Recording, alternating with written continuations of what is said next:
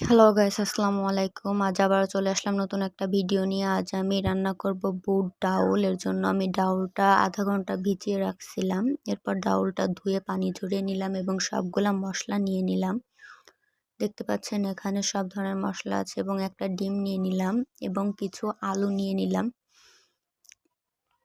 এরপর আমি চুলা অন করে দিলাম এবং চুলায় প্রেসার কুকার বসিয়ে দিলাম এবং প্রেসার কুকারের ভেতরে আমি ডাউলগুলা দিয়ে দিলাম সিদ্ধ করে নেওয়ার জন্য। প্রেসার কুকারে দিয়ে সিদ্ধ করার ফলেও দ্রুত সিদ্ধ হয়ে যায় এবং এর ভেতরে আমি আলুগুলাও অ্যাড করলাম।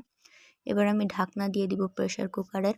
এভাবে কিছুক্ষণ সিটি দেওয়ার পর ডাউলটা যখন অর্ধেক পরিমাণ সেদ্ধ হয়ে আসবে তখন আমি নামিয়ে নিলাম। এরপর চুলায় কড়াই বসিয়ে দিলাম, কড়াই তেল দিয়ে দিলাম। তেলটা গরম হওয়ার পর এর ভিতরে আমি ডিমটা ভাজি করে নিব। দেখতে পাচ্ছেন আমি ডিমটা দিয়ে দিয়েছি। এই ডিমটা এভাবে উল্টে পাল্টে একটু সুন্দর করে ভেজে নিতে হবে।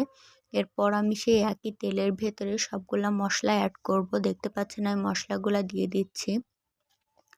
এখানে আমি সব ধরনের মশলা অ্যাড করছি, যেমন জিরা বাটা, মশলা বাটা, লং, গোলমরিচ, মরিচ বাটা, আদা বাটা, রসুন বাটা, পেঁয়াজ বাটা, সব ধরনের মশলা অ্যাড করছি। এবার আমি পরিমাণ মতো লবণ দিয়ে দিলাম এবং আমি পরিমাণ মতো হলুদ অ্যাড করতেছি। দেখতে পেলেন আমি সব ধরনের মশলাই অ্যাড করলাম একসাথে। এরপর আমি মশলাগুলো সুন্দরভাবে একটু কষিয়ে নিব। মশলাটা কষিয়ে নেওয়ার পর আমি ডাউল এবং আলুগুলা দিয়ে দিব। ডাউল এবং আলুগুলা কিন্তু আগের থেকে আমি প্রেসার কুকারে সেদ্ধ করে নিয়েছি, আপনাদের দেখিয়েছি। এরপর আমি ডাউলটা মশলার সাথে একটু কষিয়ে নিলাম। নেওয়ার পর আমি পরিমাণ মতো পানি দিয়ে দিব।